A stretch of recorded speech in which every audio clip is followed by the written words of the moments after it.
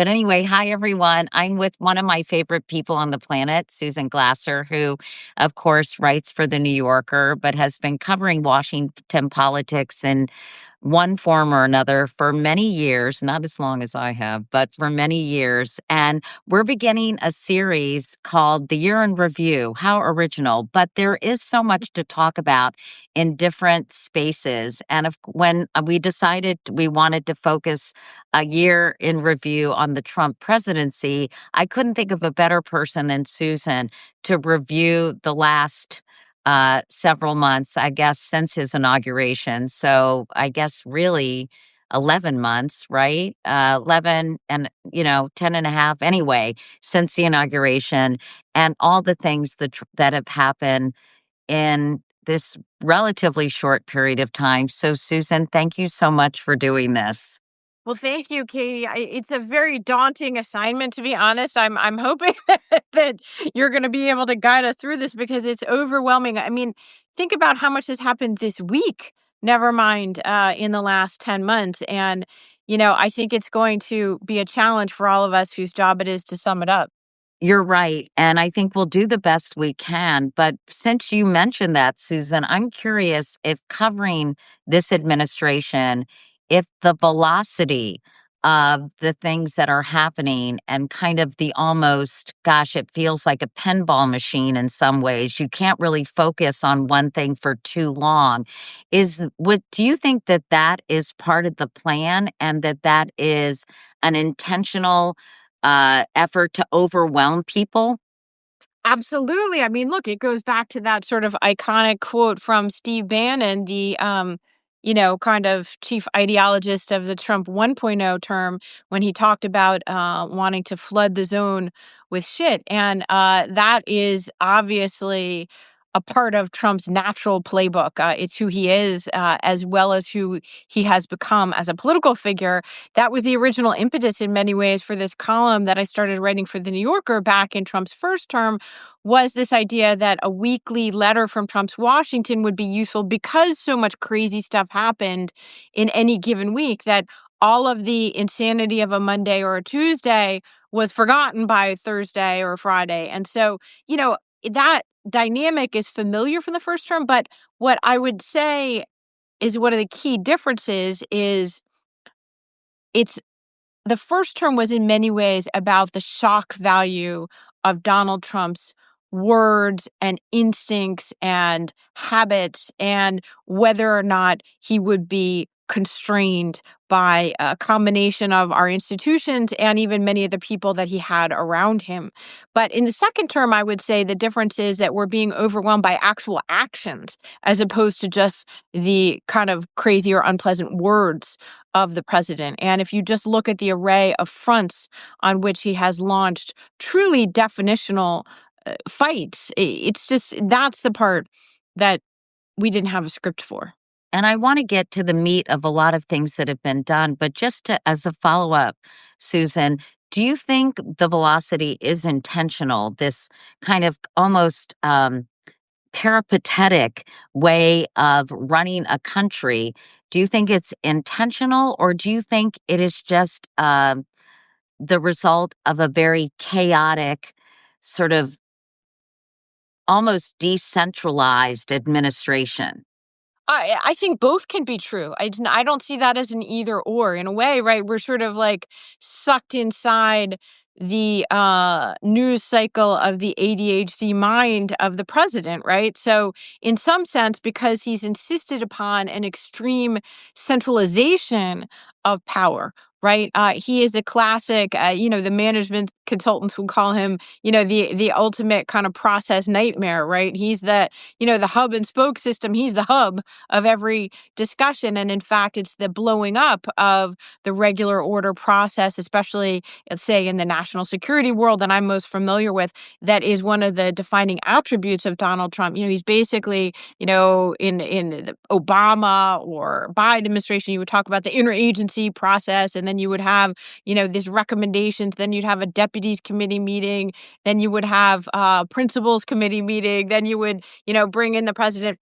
It is literally, you know what it reminds me of is my brief time when I was a foreign correspondent covering Afghanistan after the war and the Taliban were toppled, and basically the warlords. This is how they governed. They would have a big ante room, with a bunch of courtiers sitting around on couches waiting for their moment with the big man, and then people they would give audiences. And Marco Rubio, this is literally what he does with his day. He doesn't work on the seventh floor of the Department of State like our normal secretaries of state. He's dual-hatted as national security advisor, but he's not even sitting in the famous corner office of the national security advisor that, ever since Henry Kissinger. He's sitting on the couch in the Oval Office waiting for FaceTime with the boss and trying to make sure that his rivals like JD Vance or Steve Witkoff aren't getting the time. I mean, this is what it's about. So partially when we experience it as this chaos,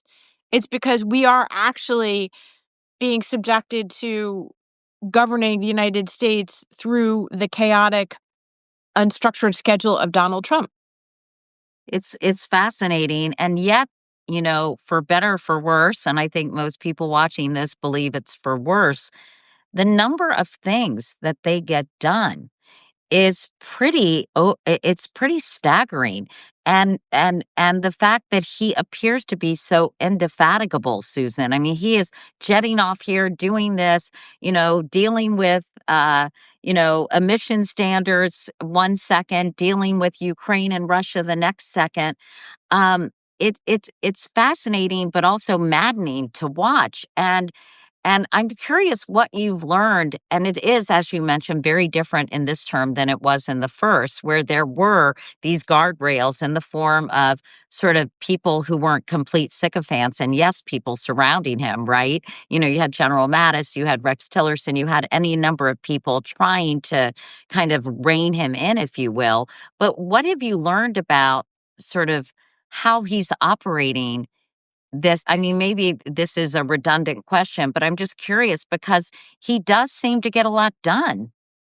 Yeah, Katie, I think these are really important questions. I wish we actually understood more about the dynamics of some of these decisions and decision making. I think part of the reason we don't is because of the lack of formal bureaucratic process, which, by the way, is the hallmark of modern industrialized states. I mean, not to get all political sciencey on us, but you can go back to the late 19th century, early 20th century, and Max Weber, and understand that it's the orderly process that is the foundation of rule of law societies, right? And what we're seeing here is something much closer to the personalist behavior of even an elected autocracy, right? And a sort of oligarchy where it's direct access to the president rather than orderly process that dictate outcomes. So, I mean, this is not unprecedented in world history. We ought to learn,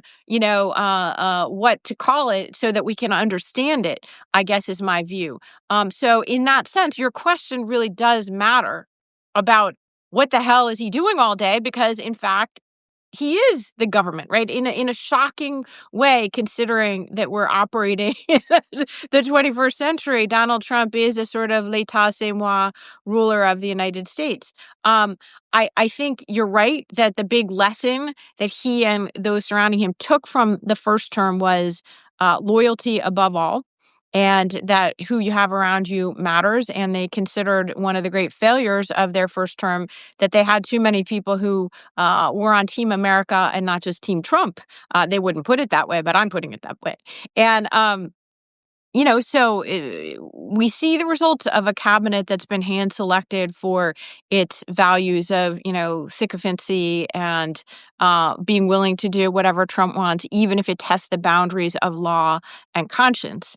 And So that's, I think, partially the explanation for why they're doing so much more, because they're being told to do more and they're not being subjected to the normal time-consuming reviews of how the government is used to doing things. So that's the most important explanation. But just one other point, because it goes to this question of Donald Trump as this sort of action hero figure of the presidency, dashing off from here to there, appearing on television for, 6 hours a day. I call that the live streaming presidency. And it's another difference from the first term. In the first term, Trump was sort of live tweeting the presidency. Now he's not live tweeting the presidency, he's live streaming the presidency. And he literally has invited cameras in, for 3-hour cabinet meetings on a regular basis and appearing for hours at a time unfiltered. So that's a big difference as well. But he's pushing 80 years old. He's falling asleep in the middle of these meetings, as he did this week in the cabinet meeting, with increasing regularity. And I think that that's something we have to factor in that hasn't been sufficiently understood, is that he's not an action hero. He's an 80-year-old man, and his capacity will only continue to diminish. Ask Joe Biden and his advisors how that works when you're in this kind of a demanding job at this age. I'm going to talk to you later about the way the press is covering incidents like him falling asleep in a cabinet meeting. But first, I want to go back and read the piece you wrote the day after the election last year, because it was so prescient and so terrifying that we actually had Donald Trump's playbook in front of us the whole time. Have you gone back and read that piece? No, actually, interesting. Tell me about it. Okay, so you literally laid out exactly what would come in the following months after his reelection, and let's go through some of your predictions, and we'll talk about if they came true, and most of them did. Susan, you wrote he has said that he will begin mass deportations of undocumented migrants as soon as his new term begins. Obviously, that has happened, and I'm curious I often hear people say he really was going to get rid of hardened criminals, right? Violent criminals, gang members, etc. And as we've seen, the net is so broad, and he is it is the definition of a mass deportation. Should we be surprised that ICE agents, and that's a whole other topic we could talk about for hours, have been so indiscriminate and engaging in racial profiling and so aggressive in the number of people that they are trying to arrest and detain? Katie, the short answer is no. It's actually one of the least surprising, if most horrifying, aspects of this. Mass deportation now was not only Trump's slogan, but it was one of the most resonant slogans for his base throughout the 2024 campaign when he campaigned on this. And I recall very vividly going to the Milwaukee convention where Trump was renominated. And, there were really only a couple of lines aside from the mention of Trump's name itself, which was the real thing they cheered about. And that really resonated with that audience. And mass deportation now, and they had pre-printed signs that said that, and they held them up. That was one of their biggest ones. The other one, by the way, that really motivated that group was like getting men out of women's sports and anything related to that. But mass deportation now is what he thinks he got elected on, what the base wanted. And if you look at the math, to get to the numbers they wanted to get to, you were always going to have to cast a pretty wide net. I will say this. I remember believing this absolutely was going to happen, but I was wrong in one respect. I thought that these shock videos of people being, dragged out of their cars and, moms in minivans and all the horrible stuff that we now see like every day. And I find personally very distressing, by the way. Like my inclination is to look away from these things, but then I say, no, you have to look at it. You have to understand. So I'm really torn every day, Yeah. as I'm sure you are, by these videos. But I thought those would happen sooner. And it's interesting, it actually did take them a little while, to, start doing this kind of stuff and for it to penetrating the consciousness. So back in January, February, March, there wasn't as much of that, kind of being shared as I thought. And it did take them a while to get to the stage that we're at right now. But of course, I find it to be very horrifying. We all now have heard stories of people in our lives or, their family members. I mean, And a lot of, I interviewed a ProPublica reporter who's done excellent work about tracking the number, Susan, of US citizens who have yes. been detained. And in October, the count was 170. And we saw, in fact, Adriana, who works with me, just mentioned the video you probably saw, and I think somebody else mentioned it too in the comments of I believe is a nurse in Key Largo, Yeah, Florida, Florida. pulled Yeah. out of her car in her scrubs, screaming she is a US citizen, but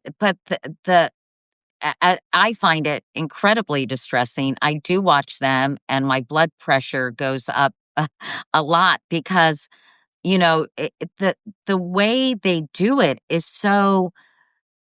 it's so brutal and aggressive, as you said, and just, the way they're treating people, the way they're treating people physically and grabbing them and throwing them on the street, it's really scary.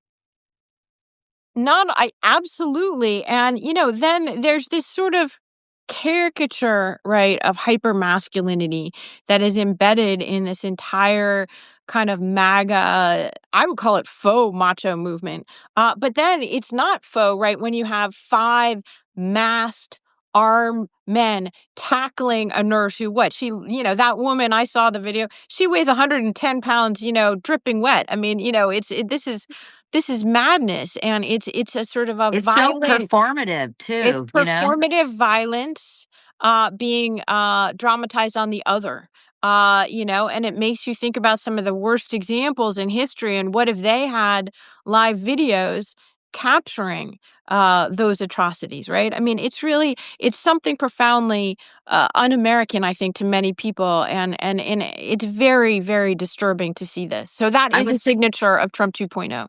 I was gonna ask you, Susan, do you think that it is eroding support for Donald Trump among independents? There was a Gallup poll that came out, and it wasn't good news, as Rachel Maddow said, for Donald Trump.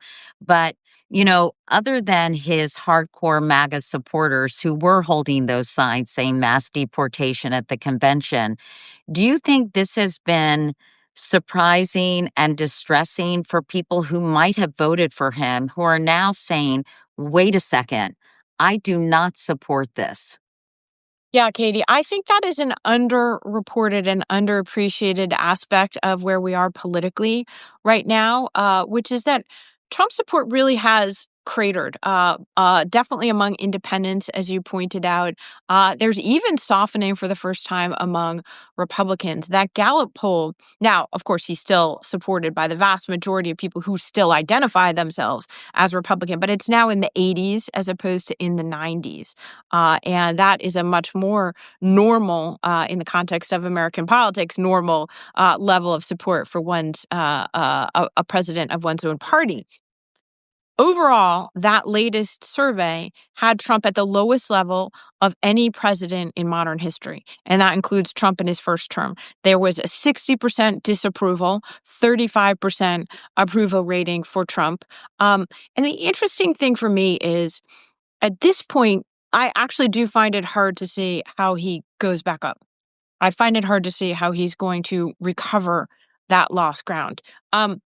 It reminds me in some ways of Joe Biden in the August of his first year in office in 2021. The inflection point was the withdrawal from Afghanistan, which I think was a blow not only just overall to the image of America, but it was it struck at one of the core premises of that presidency, which the idea that there could be a return to normalcy, that there could be a return to competency in the government. And I think, it wasn't just a policy thing that caused Biden's support to suffer after that, but it was because it was about who he is and his presidency. And it came also at the time when Americans realized that the pandemic is something we were still going to be living with and that the COVID and hadn't just miraculously gone away. There were issues of inflation beginning. And so if you look at the numbers, Biden never recovered basically after that moment. And I feel like Trump might be experiencing something similar. I just can't see he's not abandoning, for example, his policy of tariffs, which is so upended the global economy and affected the American economy in ways that are, really very evident to any person, like you or me who goes shopping in the supermarket. And so, um, try to buy Christmas gifts this year on Amazon. And, thank you, President Trump, right? I mean, it's pretty noticeable. Well, How is he given going to that, get back? given that, why do you think still, he promised, remember, he talked about the price of eggs, he promised to bring food prices down, et cetera. And he hasn't. So why is it still in the 80s? I think for some people, yes, okay, that's a decrease of 10 points or something in this latest Gallup poll.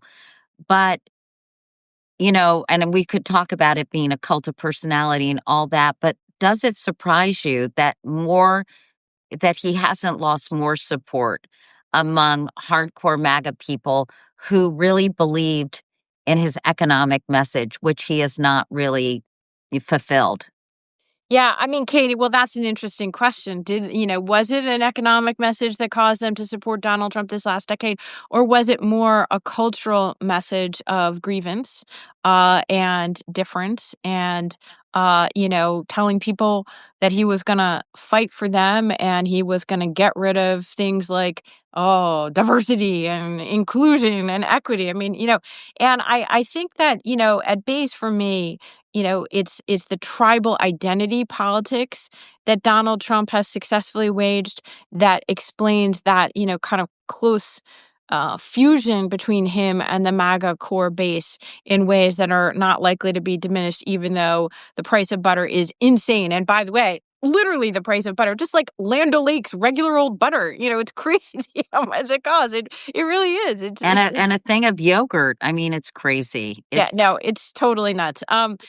So you have that. Um, I think that could explain the cratering of his support among independents, many of whom, they weren't the culture warrior, MAGA politics people, because otherwise they wouldn't have been independents, right? They would have already been on the Trump train. And so I think that message of Biden's inflation combined with Democrats are weak, that probably was effective and tipping the election to Trump. Remember, despite his continued lies about the results of 2024. It was not the greatest victory in American electoral history, but quite the opposite. It was once again an extremely close race because we have an extremely closely divided country. And so I do think that for those independents, that message about the economy was really important because it was core to who Trump was perceived to be. Like, he's a businessman. He had the greatest economy in the history of the world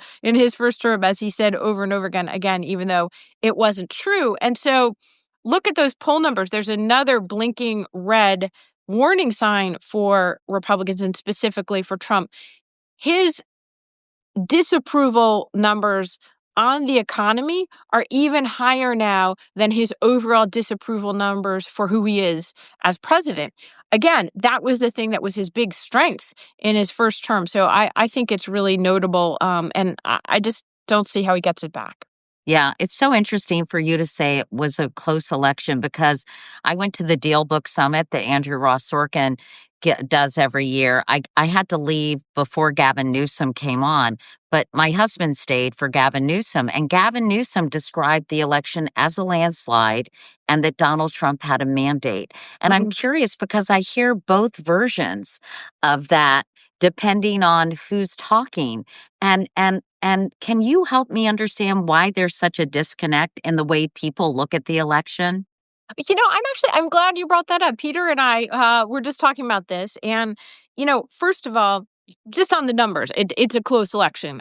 Donald Trump won the popular vote this time. He didn't win the popular vote in either of his two previous elections, but even there, he just narrowly missed getting to 50%. So, frankly, any election in American history where the winner doesn't get to 50% in a head-to-head election, you call that a close election. It was not as close as uh, say the 2016 election between Hillary Clinton and Donald Trump, but it was very close on the popular vote. Where it wasn't as close was in the Electoral College. And the reason is because all of the states that were close in the end went for Trump. Right. So, and that, by the way, is also consistent with history, like that the momentum of the winner tends to carry most of the key states in the same direction. And that's what happened here. So, Gavin Newsom is right that in terms of the Electoral College, Trump won all the major battleground states, Right. and they all went in his direction. But many of them did so, and they were very close, right? I was So going to it's say the margin was so close, but it's exactly, interesting to me because I see it characterized so differently yeah, depending on who you're talking to. And what right, did Peter say? Does he say it's very close? And how does yeah. he explain people saying a mandate and a landslide? Yeah, actually, this is a point that Peter often makes even more than I do, is the thing about how it's very close. So, in a way, what you hear is the family, the household version of this issue. But in particular, Peter is offended, I think, when he sees Trump always talking about this great landslide victory. It's certainly, I don't know how Gavin Newsom described it, but it's not a landslide. It never, in anything. And when Trump says that, just fact check, not true. I wonder why Gavin Newsom said that, but that's a whole nother conversation. Another thing you wrote in your piece, Susan, uh, that happened immediately after the election, you said he will pardon the thousands of January 6th hostages who stormed the US Capitol in 2021 on his behalf. And you're right, more than 1,500 people were pardoned. But I still think, people forget about that. And then you look at yeah, I'm going to be talking to Liz Oyer, the former pardon attorney, to do a year in review in pardons. But when you look at all the pardons, and whether it's the president of Honduras or a businessman that built families out of millions of dollars, um, you know, do you I'd love your take on these pardons, all of them. And do you think they're getting enough attention, or do we just not have the bandwidth to really examine each one? Thank you for bringing it up because I think they're not getting enough attention. I just saw the numbers today. I'm sure you'll dig into it more in your episode on the pardons. But this in some ways is emerging as one of Trump's signature abuses of power, because it is a sort of unrestricted and really unqualified power in the Constitution. It's not clear exactly what was meant by it, and so Trump has just pushed this farther than anyone before. The numbers are already extraordinary, well over 1,000 pardons that Trump has made compared with in the low hundreds for any of his recent predecessors. And it starts on January 20th, 2025 itself with the January 6th pardons. And I will say, while I certainly anticipated that he would do that, he had said throughout the campaign that he would do that, even I was shocked. Even his own vice president, J.D. Vance, was shocked that he just went ahead and said, pardon them all, including the most violent offenders. And it's a classic example of, again and again and again, Trump's Republican enablers. They lie to the public and essentially assure them that some big radical dangerous step isn't going to be taken by Donald Trump, and then Donald Trump goes ahead and does it anyways, but they've accomplished their political goal of kind of soothing people or letting enough time elapse or whatever. So JD Vance and others say, oh no, absolutely not. I don't know, you rabid Democrats and anti Republican journalists, you're just making this up. And then that's exactly what Trump did. He pardoned everyone. I mean, and I come back to January 6th overall, by the way, as and Trump's effort to overturn the 2020 election as kind of the original sin, the foundational um breach of this second term Trump presidency. Republicans some of them may have been slow to understand things in 2016. You could say that, well, there was some justification for some of them to join the first Trump administration, or they didn't really know what it would be like.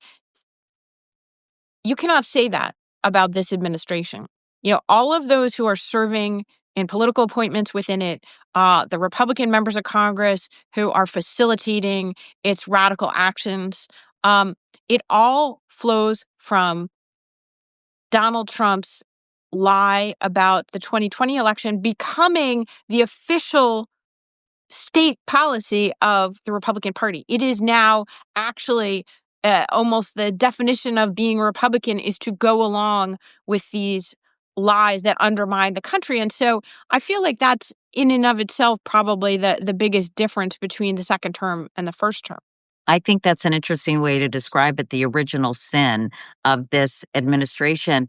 And yet he continues to repeat it. I was watching a clip of something, I think it was even this week, Susan, I'm and sure. he once again talked about the rigged election. And it's almost, how OJ Simpson, I think, talked himself into believing he did not kill his wife and Ron Goldman by just repeating it. And it's so strange to me that he will not let this go, and somehow he needs this to provide the glue. He needs this big lie to to to make sure that I'm not articulating this well at all, but that it's kind of the cohesive fabrication that is keeping his cult unified. It is so fucked up.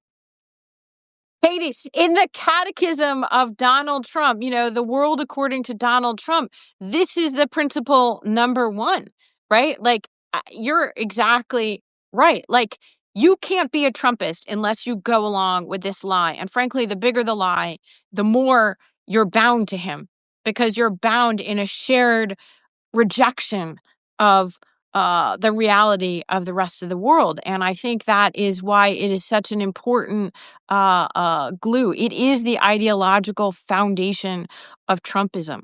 And, also, there's something about making people stick with you even when you do something really bad.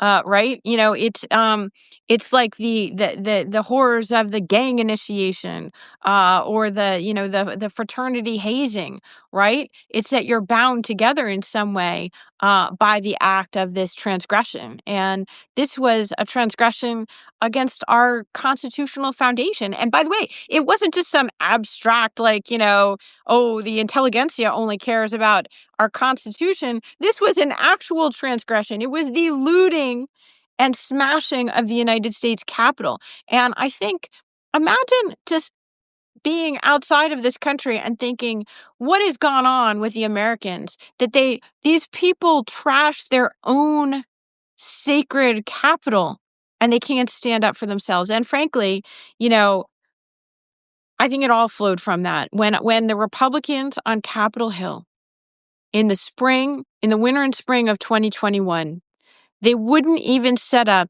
the traditional bipartisan commission to look into this terrible thing that had happened. That's when I think we all should have understood much more clearly than we did, that we were in big ongoing trouble. Are you starting to see I talked to someone today, or maybe it was yesterday, I can't remember, about cracks in the GOP coalition. We're seeing people who are starting to call out Pete Hegseth and what's happening in the Caribbean and the legality of that.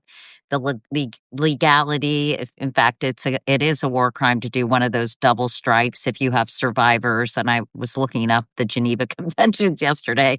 That's a fun way to spend your day. But anyway, are you starting to see signs of Republicans saying we're not okay with this, and PS, politically, we think ultimately this is going to hurt us in the midterms?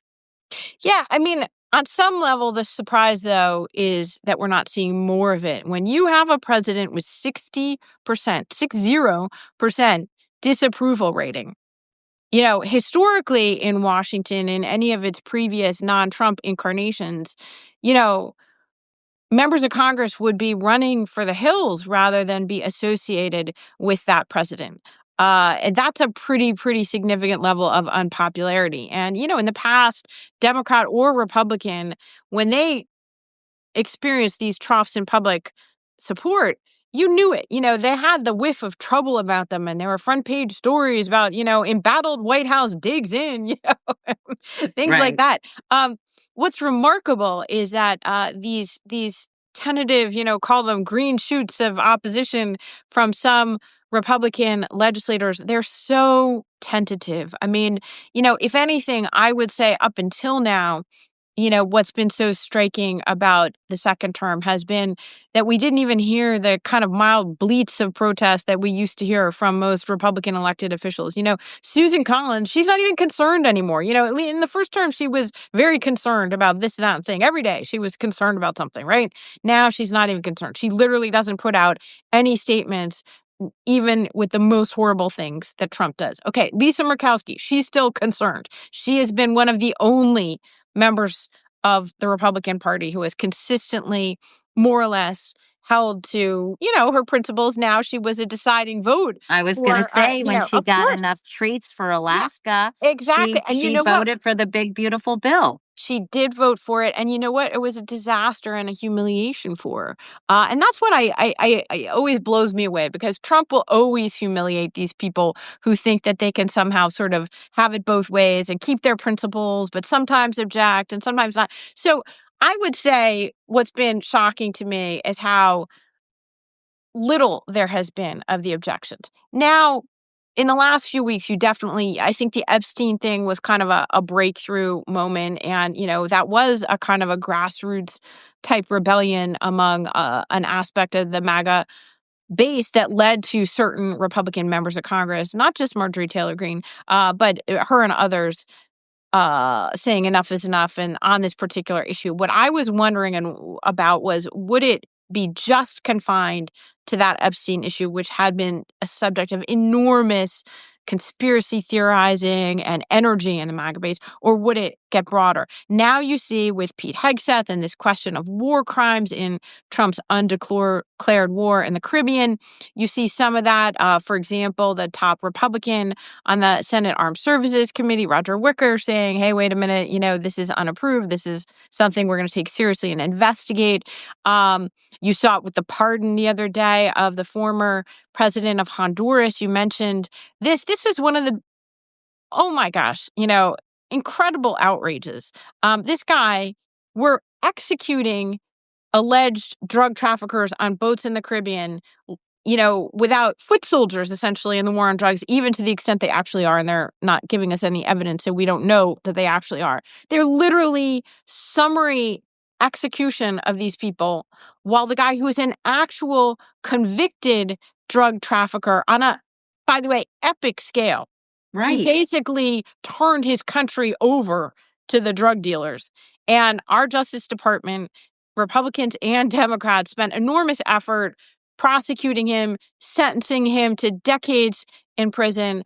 Donald Trump releases him because Roger Stone asked him to. And wait a minute. So we're supposed to take the country to war against Venezuela because of drug trafficking, while letting off this crooked guy who's actually a convicted drug trafficker. So you have seen complaints about this. There was, I think it was Senator Tom, who was it? Tom Tillis, who put out, a tweet saying, hey, this makes no sense whatsoever. I noticed today there's more very troublesome news from the RFK defied, vaccine committee that's just put out a major, really shocking decision to say that newborns in the United States longer are recommended to get the hepatitis B Yeah. vaccine. And I saw Senator Bill Cassidy of Louisiana, who was a key vote, frankly, Right. for RFK, a doctor, a medical doctor who claimed in that RFK confirmation process that he had been assured that they wouldn't do anything to change America's vaccine policy. Well, now that they have, lo and behold, very predictably changed America's vaccine policy, here's the guy tweeting, "Oh, gee, that's really too bad. I feel bad about that. You shouldn't listen to this." Okay, well, how about impeach RFK for lying to Congress? How about that? Congress isn't standing up, I guess is what I would say. And, I these guys, they're so used to giving us low expectations and then failing to meet them. These members of Congress should be held accountable for not doing their jobs, which is another signature aspect of the Trump 2.0 presidency. And I agree with you. It is so infuriating about Senator Cassidy, as you said, a doctor. And do you think he's going to pay for it at the polls? Is he running for reelection or is he stepping down? No. I don't understand. I don't know. Maybe people aren't paying attention or what. But you're right. He was the deciding vote. They had that meeting together. RFK Jr. made these assurances, and then nothing. Yeah, well, and to your point about lack of accountability, I think in our institutions, sadly, it's part of what powered, the rage and grievance that continues to, sort of float the Trump movement. But it also is, it's like a signature of our time. And Donald Trump and his grotesque self-enrichment of himself and his family. I mean, it's the ultimate example of lack of accountability. These pardons, again, an entire category of crime basically is being decriminalized Decriminalized, by yeah. Donald Trump. And the category of crime that's being decriminalized by Donald Trump is being a corrupt public official. That's who he is pardoning. And, so basically he's saying, this is the America of basically of the late 19th century that, we read about in books. I mean, this is the pre-progressive era America of corrupt big city machine politics. This is Tammany Hall takes the White House in the 21st century. And by the way, would you like to invest in my crypto deal? I mean, to me, like, why are people more outraged about that? In fact, I know that I interviewed somebody from the New Yorker, David Kirkpatrick, who's done great Yeah. reporting.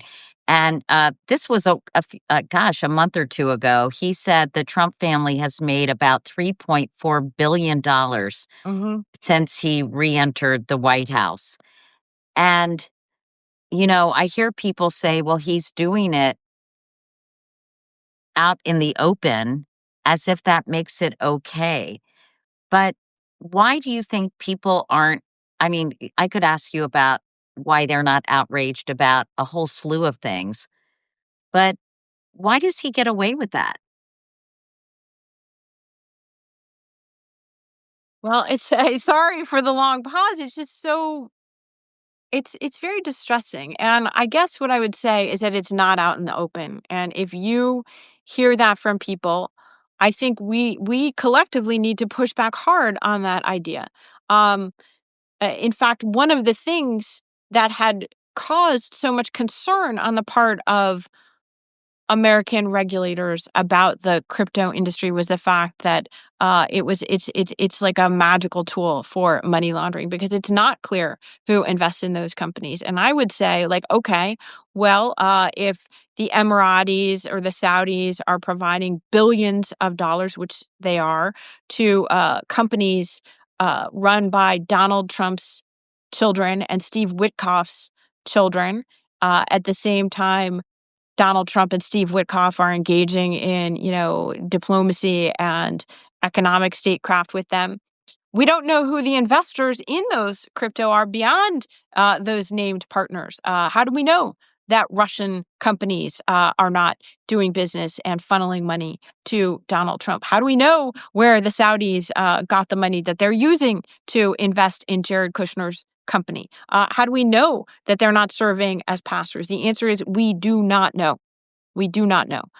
So that's first of all, it is not transparent, it is not opaque, and it is not in keeping with any of the conflict of interest laws and other regulations that we have built up in this country to prevent a kind of, orgy of self-dealing and self-enrichment in the post-Watergate era.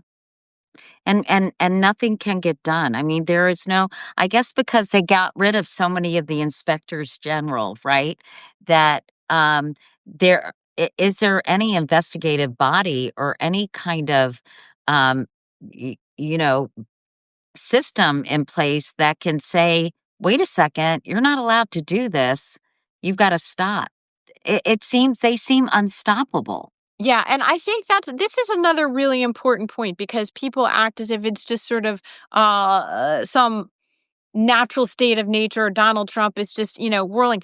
In fact, they have made a pretty organized, purposeful, concerted, structural assault on the institutions that have existed in our country to provide accountability. So it's not just like Donald Trump, like, la, la, la, tweeting his way to billions of dollars here.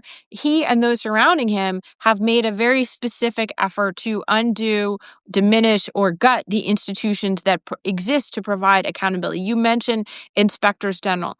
Another example of that is the Justice Department's public integrity section, which is the part of the Justice Department that exists to prosecute corruption by members of Congress or state officials in both parties. And they have gutted that important part of the Justice Department. Another example, they've said that they are going to stop enforcing the Foreign Corrupt Practices Act. Basically, they're saying, hey, you want to give bribes to foreign officials? Go for it. That was an important piece of legislation that was passed in the late 1970s as a response to the corruption of the Watergate era. And by the way, putting aside the fact that Congress and the courts might say, hey, how come you just get to just say you're not going to enforce the laws that are on the book? Nobody repealed that law. They're just saying we're not interested in enforcing it anymore. So it's not just the inspectors general.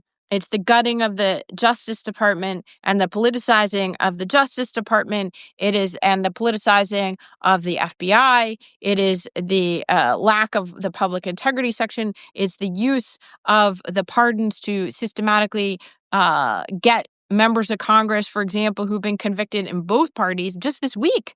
Another pardon was of a Democratic member of Congress who hadn't even been prosecuted fully yet. He was under indictment, but they actually hadn't had the trial yet, and he was preemptively pardoned by Donald Trump Why? because he feels himself to be have some kind of a Persecuted? kin. He has a kinship.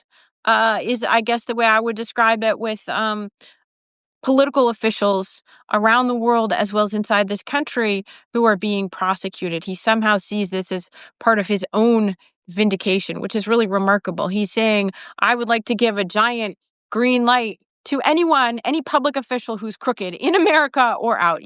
Think about all he's tried to do on behalf of the former president of Brazil, Bolsonaro. He just asked the leader of the president of Israel to grant a pardon to Benjamin Netanyahu, who has faced corruption allegations for more than a decade. And so it's internationally as well as domestically that Donald Trump basically, if he sees himself as part of a category of persecuted individuals, the category is corrupt public officials. Aren't we lucky, you guys, to have access to someone like Susan Glasser, who's so smart and so great and makes me feel less insane for being outraged on a regular basis? Because sometimes I'm like, is it me? Why aren't people going crazy? And why aren't they why anyway. So if you all have questions for Susan, I want you to just ask them in the comments because here we have one of the smartest people I know who has so much knowledge of Washington and what's happened in the Trump administration. So please take advantage of having Susan here with us. I wanted to ask you, we were talking about the enrichment that's gone on for the Trump family. It's been fascinating and disturbing. What isn't disturbing? To watch enemies become frenemies, become bosom buddies when it comes to these world leaders. We talk about, rolling the red carpet out for Vladimir Putin. Of course, you lived in Moscow and covered that part of the world. He had a bro fest with Orban. MBS came to the country, and then the president of Syria. So I'm curious how you've been able to process these new alliances and how you think our more traditional allies are seeing this.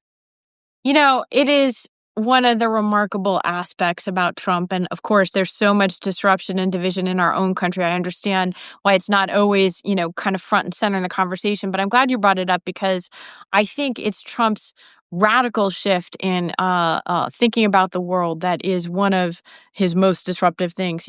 Obviously, we've all seen he has a marked preference for America's adversaries at the expense of America's allies. That was true in his first term as well. But he also has, I think, a pretty radically different view of the world. It's not just that he seems to look up to or admire the world's dictators and autocrats, people like Xi Jinping and Vladimir Putin, but I think he sees uh, them as America's natural kind of geopolitical counterparts and has very little interest in the web of alliances and mutual support that has characterized kind of the post-war era. There is a new national security strategy released overnight by the Trump administration that is a very, very radical document. And I know people aren't going to, sit at home in the middle of the Christmas season and read the national security strategy. But if you did, you'd be really scared because it basically says Europe is going to hell, and we don't want to pay the costs of And we defending don't it. really care. And we don't really care. And we're not going to be picking up the bill for Europe's defense in the future, which to a certain extent, is a theme struck by previous American presidents, Democrat and Republican. But what Trump is saying is really radically different on a number of counts. Number one, he's basically saying, I think there should be essentially a spheres of influence policy in the world, basically taking us back to, say, the 1800s, that, there are three great powers in the world, the United States, Russia, and China, and we should each have a pretty free hand to do what we want in our hemisphere. And Donald Trump is basically saying, screw you, Europe. If you think Putin is a problem, then, you find the money and the weapons and you fight him, or let Ukraine fight him because I don't want to. And I don't care about things like the independence or the sanctity of borders or anything like that.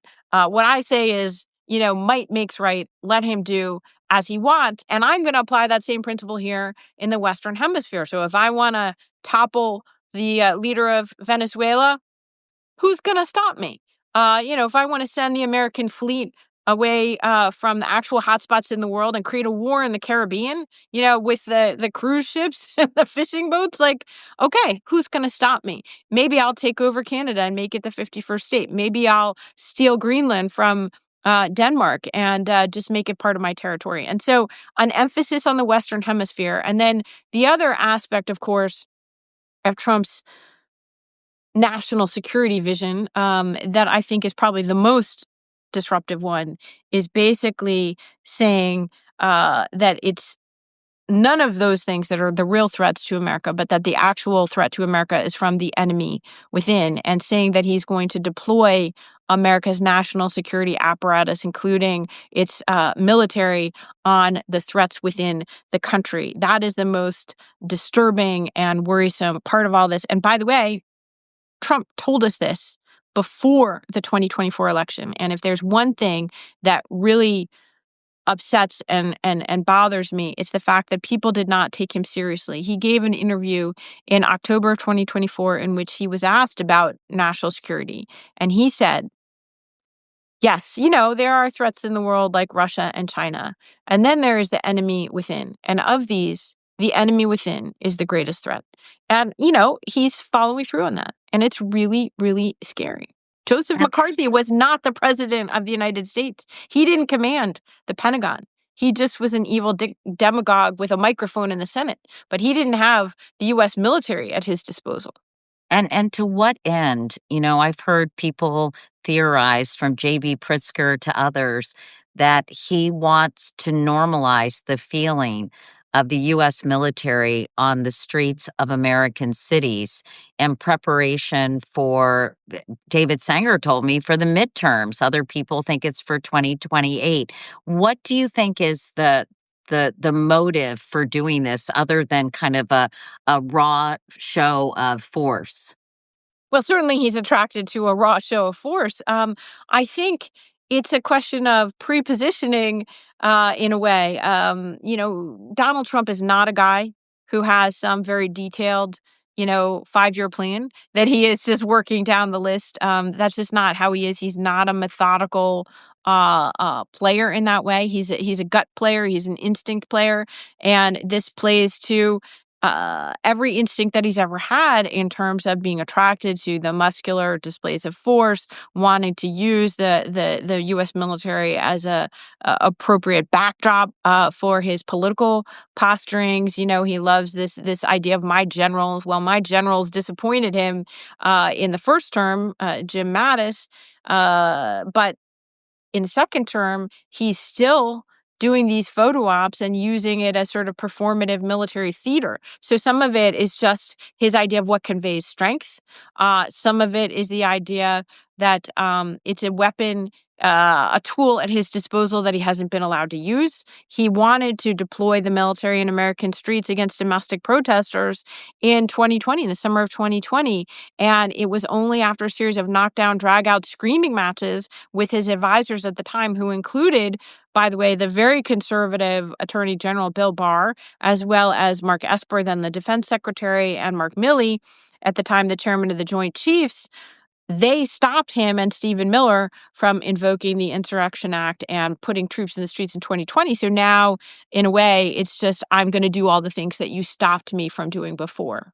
Someone is asking, and I want to be mindful since I ask people to ask questions that I respond to them. Larry, hi, Larry. Tell us about Trump's hidden citizens army. What do you know of that? I've never heard of that.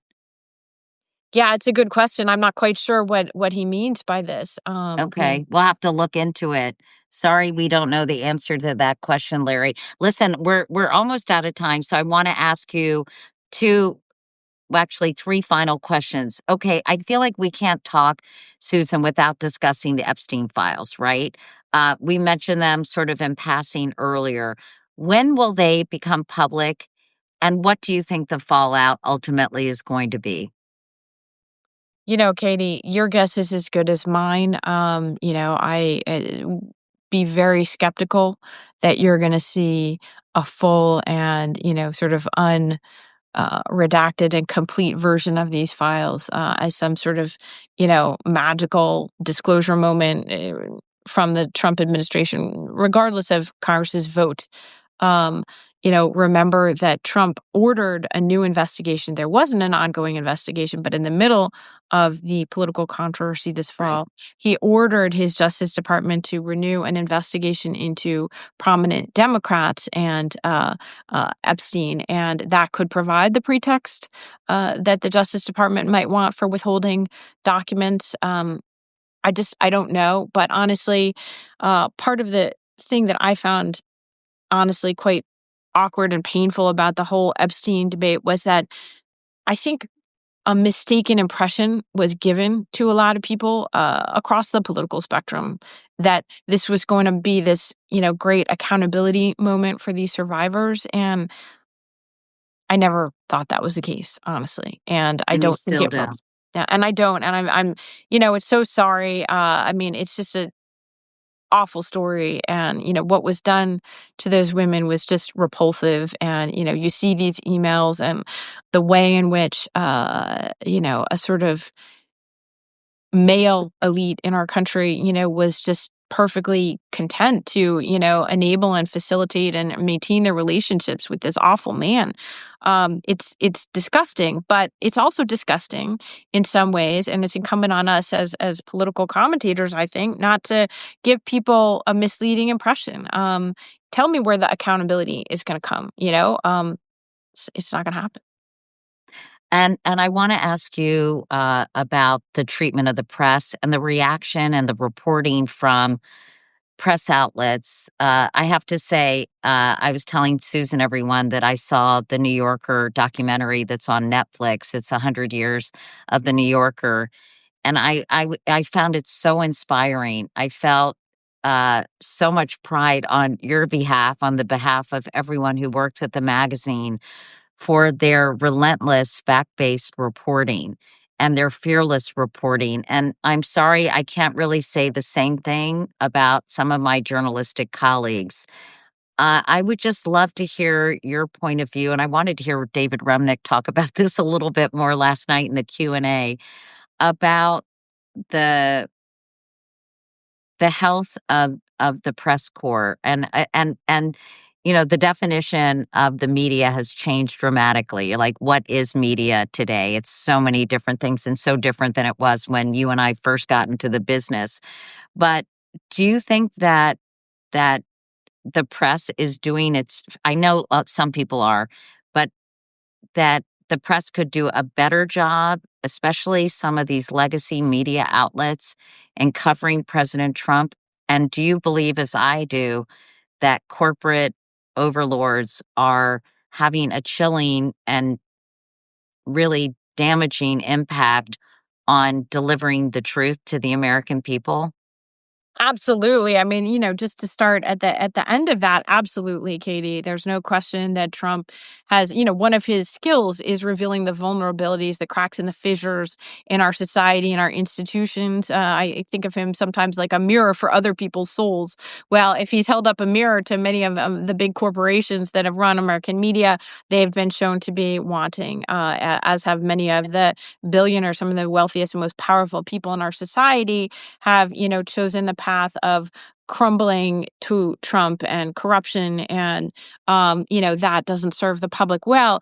I think of this as a sort of a five-alarm fire, not just for democracy, but for us journalists. I mean, this is what we're here for, right? I mean, this is a sort of, suit up and slide down the pole and, get out there, because that's what we were wired to do. Now, we've been blessed by this, great big country, and not having to fight the fires in a lot of our earlier career, right? It was these kinds of crises were the things that happened to other people's countries. And I'll tell you, being a foreign correspondent versus covering what's happening at home now, it's a lot easier and less painful when it's happening to someone else's country. But it's happening here. And for me, it's been a clarifying moment and a renewing moment, even if it's unpleasant at times, to say, like, we're here to suit up. And in fact, that's exactly why the founders understood that this was a pillar of our society, that you needed truth tellers. You needed people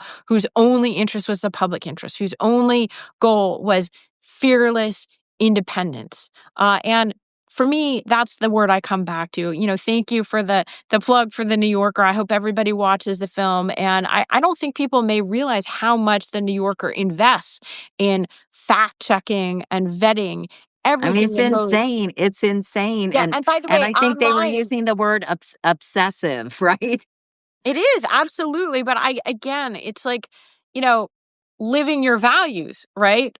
Investing and taking precious resources, and at this moment for the media, it's precious resources to invest in that, and everything that we're producing online as well as in print, has gone through a real fact-checking process in addition to a real editing process, and that's what I would say is, like, don't lose your North Star. Well, for us, the North Star has to be independent, fact based reporting and insight and analysis. And that includes, by the way, saying in blunt, clear, understandable terms what you think is happening. So, like, look, I'm writing a column each week for the New Yorker, but I'm not an opinion columnist. I'm not telling you, like, which party to vote for. I'm not telling you what percentage tax rate we should have or what kind of a healthcare system we should have, you know, but I'm going to try to call it like I see it in terms of these events and how they're playing out. And for me, that's the moment, and that's what's required, even though, frankly, I'm also sitting here working on my book with Peter about our history of Putin and the American presidents over the last 25 years. And I'd like to sort of just sit and do that, but I also understand that a lot of crazy shit is happening, and that it's our role in this moment to try to, make what sense of it we can.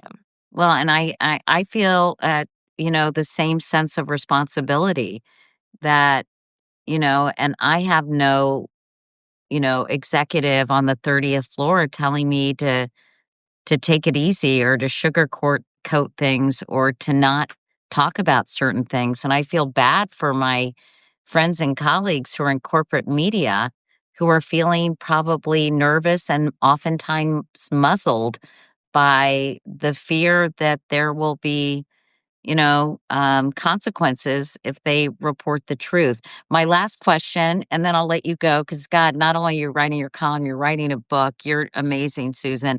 How are we going to survive 3 more years of this? Please tell us. Give us some No, words of I'm looking to wisdom. you for the insight, Katie. You manage both to be like on high alert, but also somehow a beacon of, reliable, good cheer fighting through it. And, I don't know I about hope that. you can keep it up. Seriously, I am really grateful. I love that you have made this path, for yourself and shown the way for other journalists and also created this community around you because it's obvious that that's something that you're great at doing, which is creating community. And I do come back to that. I think that, this is a moment for, gathering those near to you close. It's a moment for dinner parties and, glasses of wine on the porch and, thinking about what you value and how to, live your values. I think people have gone astray when they've tried to overthink things or tried to understand the future when in fact the future has come at us like with some pretty shocking twists. So, let's just show up every day and do what we can. But I am really grateful for that. And it's not what we expected, is it? No, these are the times that try men's souls. I don't remember who said that, Thomas but Paine. yes, Thomas Paine. I should have remembered that. But Susan, I really I just so appreciate the depth of your knowledge and your ability to, I mean, because you've been doing this for a while, I think you can give a really important perspective on so many of these issues. This is our first kind of year in review.